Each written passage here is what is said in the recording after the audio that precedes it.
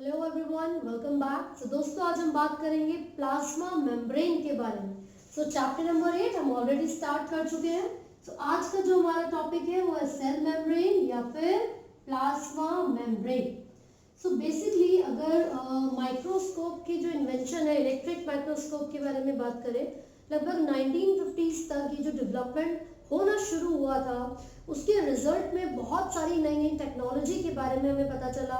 और जब electron microscope properly पता चल चुका था, डिस्कवर हो चुका था, तो उसके इस्तेमाल से हमने मेम्ब्रेन को भी स्टडी किया। लेकिन जब हम सेल मेम्ब्रेन के स्ट्रक्चर के बारे में बात करते हैं, उनके फंक्शंस के बारे में बात करते हैं, तो ऐसे बहुत सारे साइंटिस्ट आपको मिलेंगे जिन्होंने अपनी अपनी कंट्रीब्यूशन दी है।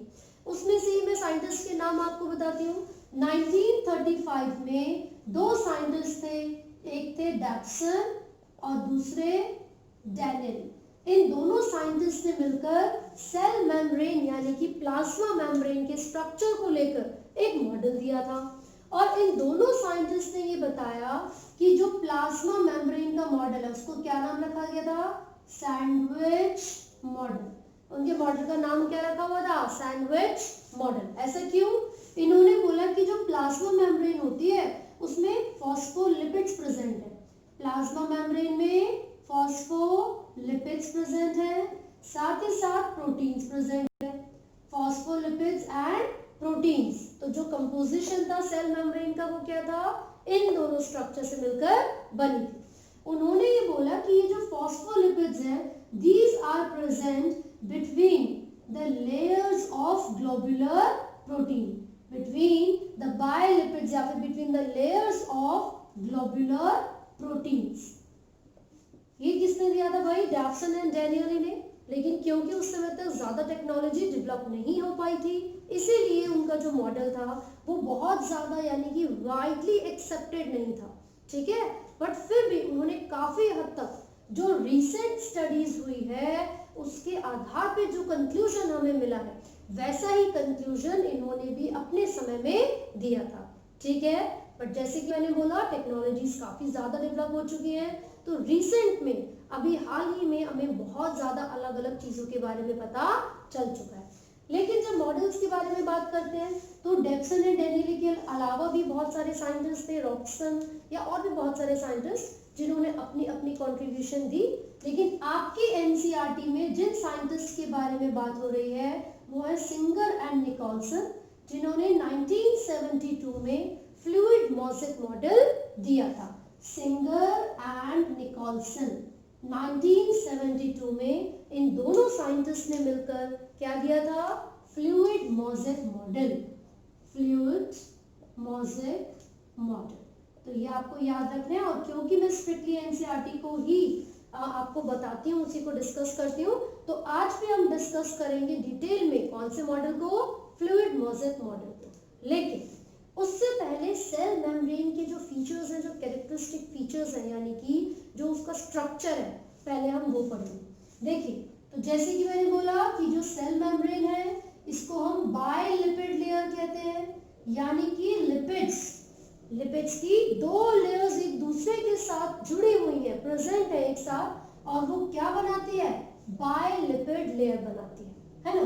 और जब इस लिपिड्स के साथ फॉस्फेट ऐड होता है, जब इस लिपिड्स के साथ फॉस्फेट ऐड होता है तो हम इसको बोलते हैं बच्चों फॉस्फोलिपिड लेयर। Phospholipid layer. तो हमें ये पता चला कि जो सेल मेम्ब्रेन है यानी कि जो प्लाज्मा मेम्ब्रेन है उसमें फॉस्फोलिपिड लेयर प्रेजेंट है। इसी के साथ प्रोटीन्स प्रेजेंट होते हैं। इसी के साथ क्या प्रेजेंट होते हैं? प्रोटीन्स। मेन कंपोजिशन किसी भी सेल मेम्ब्रेन के अंदर दो मेन कंपोनेंट्स क्या हैं? Proteins and phospholipid layer. और जैसे कि डैप्सन डैनियल ने ऑलरेडी बताया था कि वो अल्फा प्रोटीन्स होते हैं, ग्लोबुलर प्रोटीन्स होते हैं, तो आपको ये याद रखना है क्योंकि सिंगर एंड निकोलसन ने भी ये सेम टर्म बताई थी। इन्होंने भी यही बोला कि जो प्रोटीन्स प्रेजेंट होते हैं किसके अंदर? सेल मेम्ब्रेन के अंदर, वो कौन से हैं? These are alpha globular proteins. ठीक है, आगे देखते हैं। जो स्ट्रक्चर है मेम्ब्रेन का कुछ इस तरीके से मैं बना के दिखा देती हूँ। यहाँ पर क्या होगा? पोलर हेड होते हैं। एक हेड प्रेजेंट है और यहाँ पर आपको दो टेल नजर आ रही है. It will be like this. तो ये हेड रीजन है और यहाँ पर क्या प्रेजेंट है, tail. This is the tail region. Head, tail. तो जो हेड होता है बच्चे ये पता है क्या है, this is the polar head. Polar head का मतलब होता है hydrophilic. This is hydrophilic region. और ये जो टेल आपको नजर आ रही है इसको कहते हैं नॉन पोलर यानी कि हाइड्रोफोबिक. हाइड्रोफोबिक यानी कि कीप्स क्या होगा, वाटर जो है उसको दूर रखेगा. फोबिया मतलब अवेयर है ना, डर होता है उसका. तो हाइड्रोफोबिक टेल होती है और हाइड्रोफिलिक हेड होता है जिसको हमने पोलर एंड नॉन पोलर भी कहा. This is the carbon chain actually. ठीक है. तो हमने यहाँ पर बोला कि जो प्लाज्मा मेम्ब्रेन है यानी कि जो सेल मेम्ब्रेन है उसमें यहाँ पर लिपिड्स प्रेजेंट होते हैं और उनकी दो लेयर्स होने की वजह से हमने उसको बोल दिया बायलिपिड लेयर. उसी के साथ मैंने आपको बताया था फास्फोरस जुड़ा होगा, कहीं शुगर भी प्रेजेंट हो सकती है, कोलेस्ट्रॉल प्रेजेंट हो सकता है. तो वो वेरी कर सकते हैं अमाउंट में, लेकिन जो मेन दो स्ट्रक्चर्स है, कंपोनेंट है, वो तो प्रोटीन्स और फॉस्फोलिपिड ही रहेंगे. ये क्या हो सकता है बच्चों, it could be carbohydrates, sugar हो सकती है. ये क्या हो सकता है, ये कोलेस्ट्रॉल हो सकता है ना. और यहाँ पर ये जो स्ट्रक्चर आपको नजर आ रहा है this is actually a protein. ये क्या है, ये एक प्रोटीन. लेकिन किसी भी प्लाज्मा मेम्ब्रेन के अंदर जो प्रोटीन्स प्रेजेंट होते हैं these are classified into two categories. Proteins को हमने दो कैटेगरीज में डिवाइड किया हुआ है. एक इस तरीके से जो कि मेम्ब्रेन के अंदर एम्बेडेड है, इसको हम बोलेंगे इंटीग्रल प्रोटीन. इसको हम क्या बोलते हैं बच्चे, इसको बोलेंगे इंटीग्रल प्रोटीन. लेकिन ये प्रोटीन जो कि मेम्ब्रेन के पेरिफेरी पर, सरफेस पर प्रेजेंट है, इसको बोलेंगे peripheral protein. This is called peripheral protein and this is integral protein. तो यहाँ पर हमने क्या पढ़ा है, प्लाज्मा मेम्ब्रेन के स्ट्रक्चर में दो तरीके के प्रोटीन्स हैं. The proteins which are embedded into the membrane वो इंटीग्रल प्रोटीन है. क्या काम करेंगे, ट्रांसपोर्टेशन यानी कि मॉलिक्यूल्स की मूवमेंट करवाने में वो हेल्प. ये एक्ट करते हैं चैनल्स की तरह या फिर ट्रांसपोर्टर्स की तरह. ये क्या करेंगे, जो कि पेरिफेरी पर प्रेजेंट है, ये सपोर्ट प्रोवाइड करवाते हैं प्लाज्मा मेम्ब्रेन को. क्लियर हो गया. लेकिन मैं आपको फिर से बता दूं कि जो प्रोटीन्स हैं और फॉस्फोलिपिड्स हैं, इनका जो कंपोजिशन है वो डिफरेंट मेम्ब्रेन्स के हिसाब से डिफर कर सकता है यानी कि वेरी कर सकता है. जब ये मेम्ब्रेन स्टडी की गई थी तो कौन से सेल्स में स्टडी की गई थी, रिथ्रोसाइट्स में. रिथ्रोसाइट्स का मतलब होता है रेड ब्लड सेल्स, RBC. और रिथ्रोसाइट्स के अंदर जो कंपोजिशन देखा गया था it was 52% of proteins whereas 40% of lipids. ये बहुत इंपॉर्टेंट क्वेश्चन है. आपसे पूछा जाता है कि रिथ्रोसाइट्स की सेल मेम्ब्रेन में जो प्रोटीन और लिपिड्स का रेशियो है वो क्या होगा. तो आप बताओगे 52% प्रोटीन्स एंड 40% लिपिड्स. आपसे पूछेंगे कौन कौन से प्रोटीन्स हैं तो आप बोलोगे इंटीग्रल प्रोटीन है और पेरिफेरल प्रोटीन है. ठीक है. फिर आपसे पूछेंगे दो लिपिड्स की लेयर किस तरीके से जुड़ी है, तो आपको ये बताना है कि पोलर हेड और नॉन पोलर टेल, ये जो टेल है वो एक दूसरे को आमने सामने यानी कि दे फेस ईच अदर, लेकिन जो हेड्स है वो एक दूसरे के ऑपोजिट साइड्स पे प्रेजेंट होते हैं. बेसिकली यहाँ पर एक वीक फोर्स होती है which is the vendor wall force. Vendor wall force जो कि इनके बीच में प्रेजेंट होगी. राइट. साथ ही साथ यहाँ पर जब मॉलिक्यूल्स की मूवमेंट होगी तो मैंने बताया था कि कुछ यहाँ पर भी प्रोटीन्स होते हैं जिसको अभी मैंने बोला पेरिफेरल प्रोटीन. ये प्रोटीन्स भी हेल्प करवाते हैं मॉलिक्यूल्स की मूवमेंट करवाने में. Along with this, यहाँ पर कुछ pores present होते हैं. These pores actually help in the movement of the molecules. Pores क्या करेंगे, जो membrane में present है वो molecules की movement करवाने में help करेंगे, मदद करेंगे. लेकिन कौन से molecules बच्चे, जो lipid soluble molecules हैं. जो lipid soluble molecules हैं वो तो आसानी से membrane को क्रॉस करेंगे. राइट. लेकिन जो वाटर सॉल्युबल वाले मॉलिक्यूल्स होंगे, आप ये बताओ कि जब यहाँ पर हाइड्रोफोबिक टेल है, जब यहाँ पर हाइड्रोफोबिक टेल है तो वाटर सॉल्युबल मॉलिक्यूल्स तो इसके आगे क्रॉस नहीं कर पाएंगे, उनके लिए प्रॉब्लम होती है। इसीलिए ये जो एम्बेडेड प्रोटीन्स है ये यहाँ पर प्रेजेंट होते हैं। क्लियर हो गया? अब मैं आपको दो टर्म्स बता रही हूँ, एक होती है सेमी परमिएबल, मेम्ब्रेन को सेमी परमिएबल भी कहा जाता है, ठीक है, और दूसरा वर्ड होता है सेलेक्टिवली परमिएबल, सेलेक्टिवली परमिएबल। अब इन दोनों वर्ड्स में डिफरेंस क्या है? हालांकि both the terms are used for the cell membrane यानी कि प्लाज्मा मेम्ब्रेन, लेकिन फिर ये डिफरेंट कैसे हुई?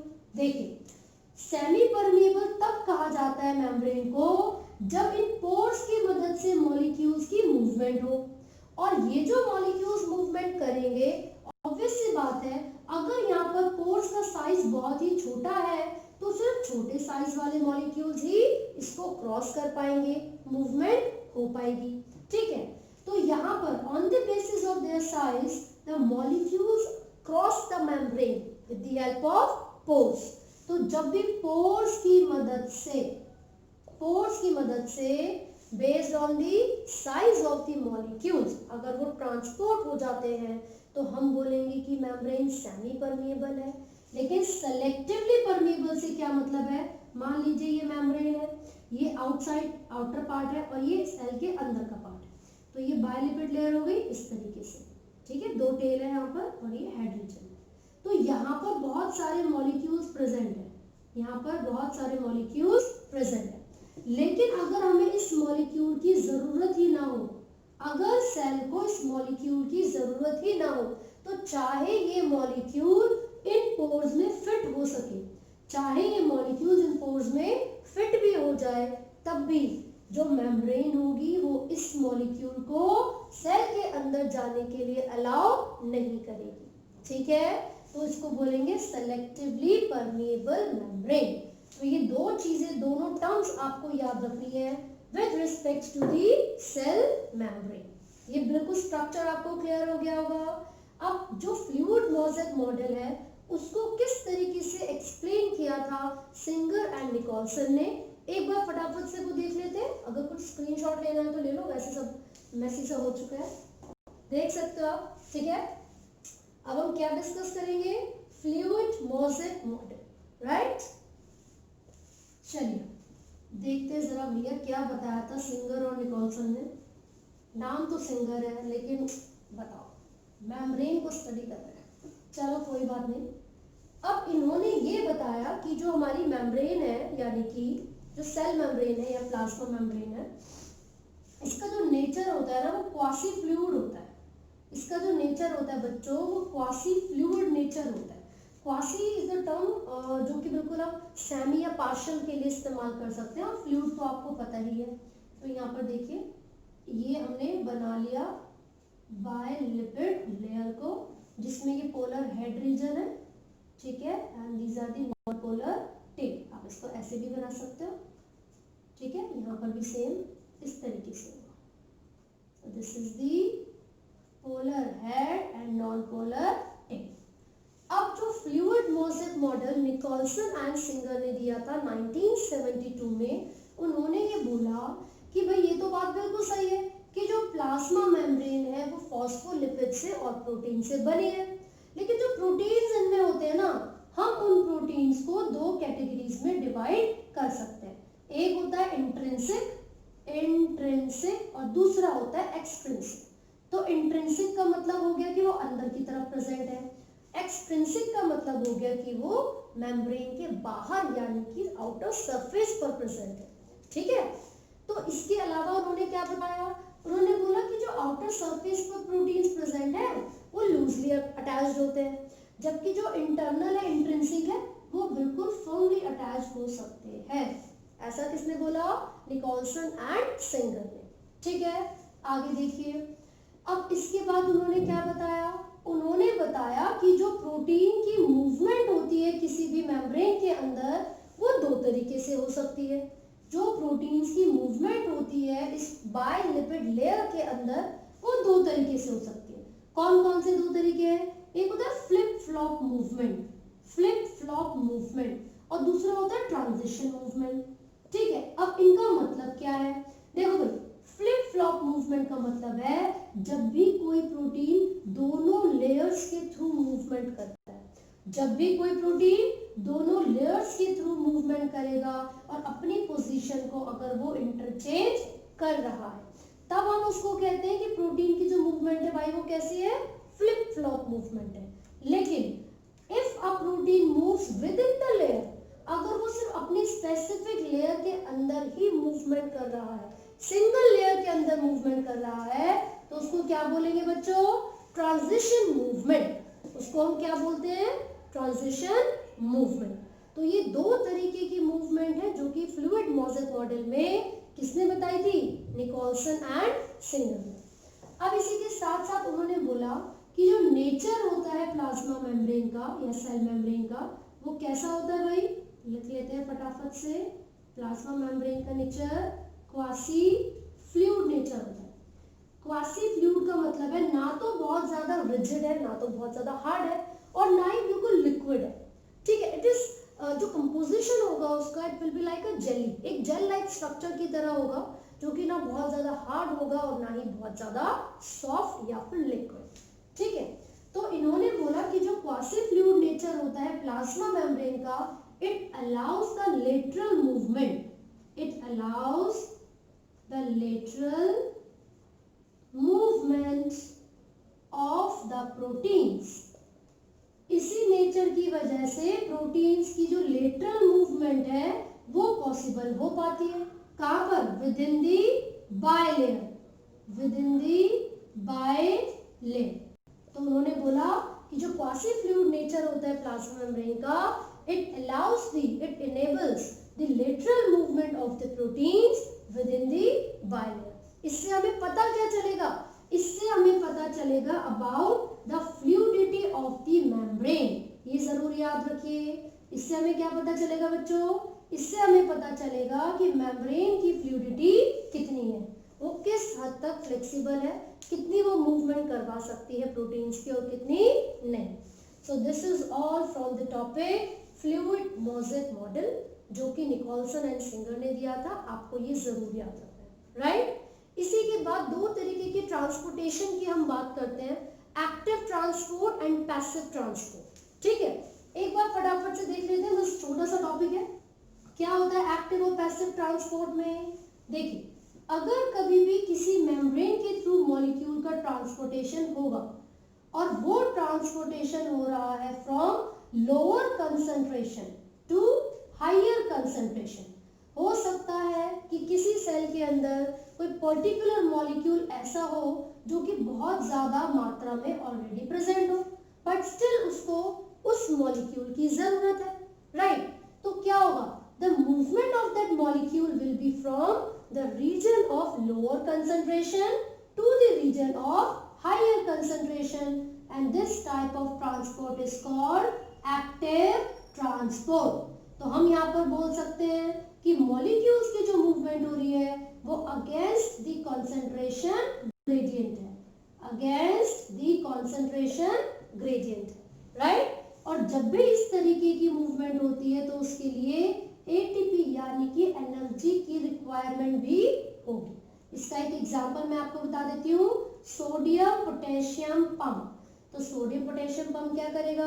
मूवमेंट करवाएगा इन मॉलिक्यूल्स की, लेकिन अगेंस्ट द कंसंट्रेशन ग्रेडियंट, जिसके लिए उसको एनर्जी की जरूरत पड़ेगी। लेकिन इसी का ही ऑपोजिट मैं आपको बताऊं, जब हायर कंसंट्रेशन से लोअर कंसंट्रेशन की तरफ किसी मॉलिक्यूल की मूवमेंट होती है तो उसको क्या बोलते हैं बच्चे?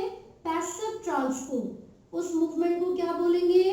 Passive transport. लेकिन इसमें किसी भी एनर्जी की जरूरत नहीं होती, तो हम यहाँ पर बोल रहे हैं नो एनर्जी इज रिक्वायर्ड। इसमें एनर्जी की जरूरत नहीं है तो नो एनर्जी इज रिक्वायर्ड। और आपने दो टर्म्स पढ़ी होगी बच्चों, एक होती है ऑस्मोसिस, एक होती है डिफ्यूजन। ये दोनों ही एक तरीके से पैसिव ट्रांसपोर्ट है, लेकिन ऑस्मोसिस वर्ड यूज किया जाता है for the movement of water molecules from the region of higher concentration to lower concentration. और डिफ्यूजन जनरली यूज किया जाएगा किसके लिए? गैसेस के लिए। ठीक है, तो ये दो तरीके की जो मूवमेंट्स है वो हमने यहाँ पर पढ़ी है। ट्रांसपोर्ट के टाइप हमने यहाँ पर पढ़े। तो मेम्ब्रेन के थ्रू अगर कोई भी मॉलिक्यूल अंदर आता है, जैसे कि मैंने आपको बताया था ना सेलेक्टिवली परमेबल मेम्ब्रेन है, तो जो सेलेक्टिवली परमेबल मेम्ब्रेन है, मान लो इस मॉलिक्यूल को उसको अंदर पहुंचाना है, तो पता है क्या होगा? इस तरीके से the molecule will be transported by this type. क्या है ये? इसको कहते हैं एंडोसाइटोसिस। एंडो मतलब अंदर, इनसाइड। तो साइटोप्लाज्म के अंदर उस सेलेक्टेड मॉलिक्यूल को पहुंचाने के लिए जो प्लाज्मा मेम्ब्रेन है वो कुछ वेसिकल लाइक स्ट्रक्चर को फॉर्म करेगी and this molecule will be क्या हो जाएगा? ट्रांसपोर्टेड, वो सेल के अंदर आ जाएगा। राइट? सो आई होप आपको ये टॉपिक समझ में आया है। इन केस कोई भी डाउट अगर आपको लगता है आप कमेंट्स कर सकते हैं and do not forget to like, share and subscribe. Thank you.